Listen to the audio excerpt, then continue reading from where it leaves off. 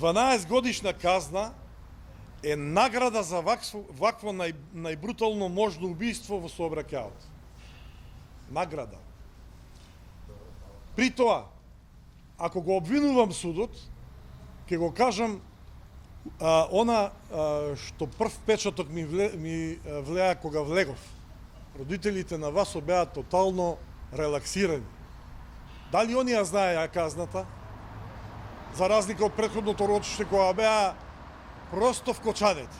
Убиецот Васо и останатите тројца кои биле во колата се светци, а загубата на најморбиден можен начин на животот на детето Ангел Фросинче едноставно е небитно.